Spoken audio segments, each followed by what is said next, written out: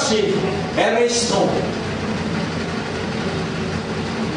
At kung magaganap yung financial breakthrough teaching ni Benny Hinn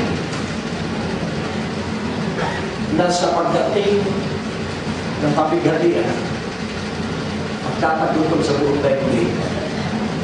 Sa panahon ng Book of Joel, sinabi na magtatagutom at nagtagutom. Sa panahon ng propetang Haggai, ibinahayag na magtatagutom at nagtagutom. At sa Book of Acts, sa chapter 11, pinahayag ng propetang Agabus na magtatagutom. At sa huling panahon, magkakaroon ng global financial famine. Alam, pinakamasaklang na famine ay yung famine of the Word of God. Pag wala ka ng marinig na nangaral ng Ebanghelyo. So, alisin po ang simbahan para matupad po yung Romans 11:22-25. Ibabalik ng Diyos ang kanyang pagkamit sa mga Hudyo. Hindi po ba? Kaya pag na-rapture po ang simbahan at kung ito nga ay mangyari sa 2012, tuloy pa rin po ang buhay. Pero paghahanda po yun sa panahon ng Antikristo. Pero ako po ay gagawang kasulatan. Lahat ng kautito, ari-arian, iiwan mo sa maiiwan sa panahon. Gagawa ako ng last Spirit Testament na pag na-rapture na ako. Ay, ang papayag. Iyan ang tamang sagot. Huwag kang papayag sa pagkakasama ka sa rapture. Ngayon dahil nakita po natin ang mangyayari ito, ano pa yun ang magiging ugali mo? Mangyayari yun, datagin dito si Brad. Dahil tayo ay pre-tribulation people. We believe bago ipakilata ng Kristo, walang tayo. Amen? Amen? Hallelujah! At ang paniniwala naman iba, dadaan pa ang simbahan sa tribulation at sa mid-tribulation sa Canaan. At may naniniwala naman na dadaan ang simbahan hanggang sa 7 taon ng Antikristo bago dadagitin. Pero yung dalawang paniniwalang yun sa mid at saka sa post-tribulation ay magpapasinungaling po sa grasya ng Panginoon. Ano po ba ang grasya ng Panginoon? Hindi tayo gumawa, ngunit sa kanya ginawa tayo ay inanggap na matuwid. Hindi po ba? Kaya nga po, dahil ito ay totoo, ating unawain sa 1 Thessalonians 5, sa 9:11. Hindi po ito sa New York, pero sa 1 Thessalonians 5. Ang sabi po dito, sa 1 Thessalonians chapter 5, verse 9-11. Makinig po kayo mabuti. For God has not destined us, sapagkat hindi tayo itinalaga ng Diyos sa kanyang buo. So hindi tayo kasama sa tribulation. Ano po? Amen. For God has not destined us for wrath, but to obtain salvation through our Lord Jesus Christ, who died for us, so that whether we wake or sleep, we might live with Him. Therefore, encourage one another and build one another up, just as you are doing. So, ano po ang gawain natin? Number 1, let us encourage one another. Number 2, let us build one another up. Magpamakasan tayo ng loob at ating patibayin ang bawat isa. Amen? Kaya from now on today until 2012, lahat ng kayamanan ay ibubuhos ng Diyos sa mga tapat. Hindi na rin. Sa 2 Thessalonians chapter 1, verse 1. Paul, Silvanus, and Timothy, to the church of the Thessalonians in God our Father and the Lord Jesus Christ. So, sino po ang sinusulatan? Sa 1 Thessalonians 1:1 at sa 2 Thessalonians 1:1, sino po ang sinusulatan dito? Ang simbahan. So, sino po ang tatagitin?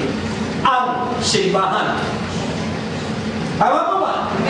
Dahil sabi rito, ang tatagitin ay ang simbahan o ang mananampalataya.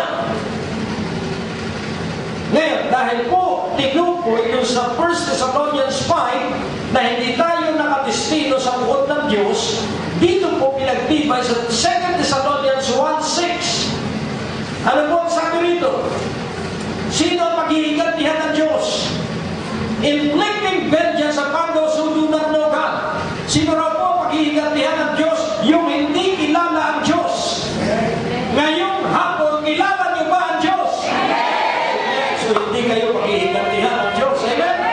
Glory! And upon those who do not obey the gospel of our Lord Jesus Christ, do you not obey the gospel of Jesus Christ? No! You are obedient to the gospel of Jesus Christ.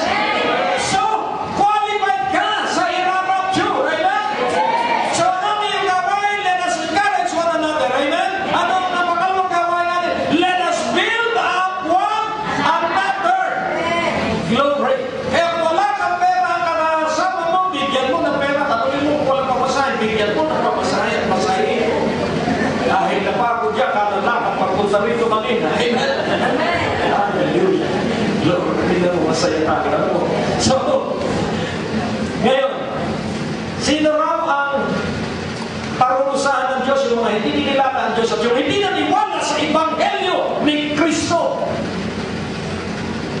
Amen po ba? Ang mahalaga nakapangaral kayong resulta, bahala na ang Diyos. Amen po ba? Hindi ba kasi kaya tinitigil ang gusto nila ay may 3 naligtas, 4 na naligtas. Huwag mo nang pahalagahan kung may naligtas o wala. Ang mahalaga, nagawa mo yung iyong kawan. Amen! Hallelujah! Basta nalaman mo na naman ang Diyos na bahalang mamita yung naligtas. Yan po tayo. Kaya tayo tuloy-tuloy. Verse 8 ng 1 Thessalonians, ng 2 Thessalonians chapter 1. Ano po ang isinunod po sa verse 8? Nabasa ko na pala, no? Ang hindi ko nabasa ay verse 6. Ang verse 6, since indeed God deems it just to repay with affliction those who afflict you. Amen. So, kanya pagbabayarin ng pagdurusa yung mga gumawa ng iyong ikinapagdudusa ngayon. So, yung mga biyanan mo na umati sa'yo, ang parurusahan ng Diyos pag hindi nila kinilala ang Diyos. Hello? Kaya kaawaan mo yung iyong biyanan at iyong manugang. Nakukuha niyo po. Ngayon, verse 10 ng 2 Thessalonians, gising kayo, ang mukha ninyo, ang liwanag kayo. Dahil ngayon napatunayan ninyo na pre-tribulation ang pagdakit. Amen? Bago ipakilala ang Antikristo, bago magkaroon ng national identification card. Doon sa national ID, naka-GPS ka na. Alam kung saan kang lupalot naroon at any time of the day. Grabe po yung panahon yun. Sa verse 10 ng 2 Thessalonians 1, when He comes on that day to be glorified in His saints and to be marveled at in all who have believed, because our testimony to you was believed. Pag malapit na po yung rapture, pansinin po natin, on that day, God will be glorified in His saints. Ito po yung transfer of wealth. Ito po yung pagdaan ng tagutom pero hindi ka magugutom. Amen. Ito po yung pagdaan ng sobrang kahirapan pero hindi ka maghihirap. Glory. Amen.